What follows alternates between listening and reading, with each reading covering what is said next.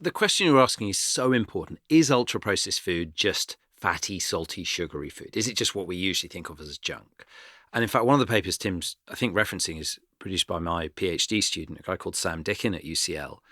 And he did an analysis where you can do these statistical controls when you look at all the data and go, yeah, but what if we account for fat and salt and sugar and fiber and dietary pattern? And in every single case, whether they were looking at early death or cancer or strokes or heart attacks or dementia, in every case, when you make that adjustment, the effect remains the same. In other words, it's the processing. It isn't those nutrient contents. And Tim talks about, we think of diet as simple, and that's, I think you've been the person who's sort of influenced our national thinking about this more than anyone else. There's this incredible statistic that we've never been able to extract any molecule from any whole food and find that it has a benefit in healthy people. So we know that walnuts are good for us, whole grains are good for us, Mediterranean diets are good for us, vegetables are good for us, fruits are good for us. But if you extract the lycopene or the molecules from red wine or the vitamins and you give them to healthy people, they don't have a health benefit. So food as a complex substance is really health-giving and life-giving for all the reasons that your listeners will know. But the individual nutrients are not what make it healthy, or it turns out what make it unhealthy. So when you make a lasagna at home, you can make a salty, fatty, even sugary lasagna, and it will not have the same effect on your physiology or your health or your brain or your risk of heart disease as if you go and buy a very similar sounding and ingredient lasagna from your local supermarket wrapped in plastic. And that's the genius of the scientists who came up with this definition, was to realize that those two foods would be different. And Chris, because we talked about... I didn't talk about Kevin Hall, sorry. Oh, yeah, tell us about Kevin Hall. The Kevin Hall study, I think, was this real game-changing study because he didn't believe the results would show anything. I think that was the really cool bit. He was actually not a believer in this until he did the study, and he had these two groups of people who were basically locked in a hospital for 2 weeks. They couldn't escape. They were given these food regimes, and amazingly, they liked both equally. They couldn't. That's such a crucial detail, is they didn't prefer the ultra-processed food. And so one lot, so they're eating these ones, identical calories, identical macronutrients, reasonable. They added fiber to the ultra-processed to sort of give it a bit more oomph, so it wasn't, obviously unhealthy. And the key point, I think, was that they noticed that the ultra-processed group kept going back for seconds. And over the course of a day, on average, they were eating an extra 500 kilocalories a day.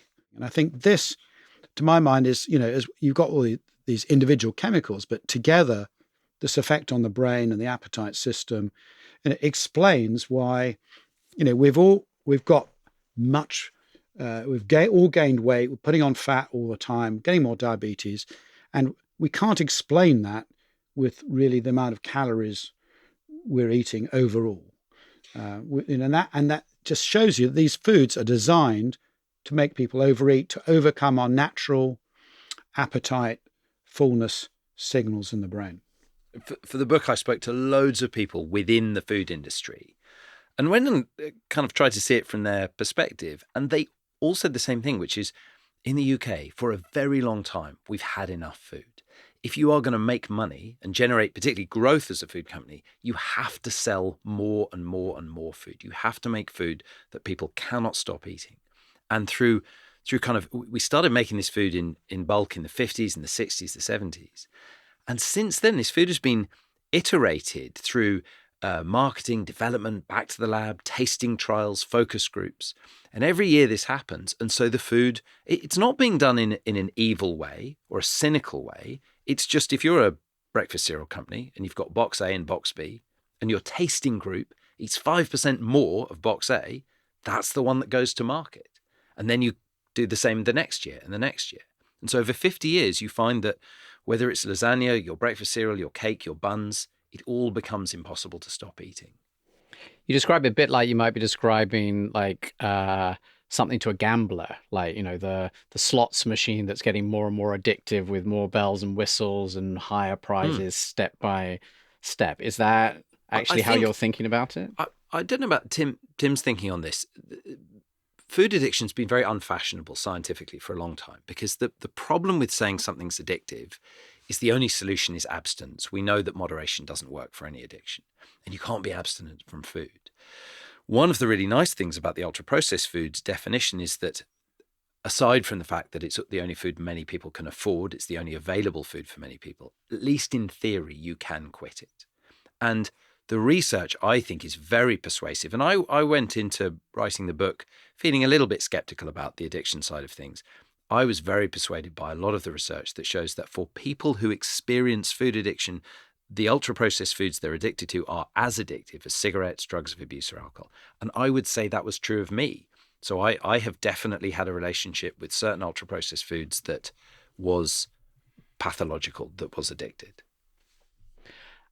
And I want to sort of, I don't want to leave this without asking about your mad scientist experiment of one, because it made me think about those things when you discover people like discovering smallpox inoculation. So Chris, you decided to do an experiment on yourself.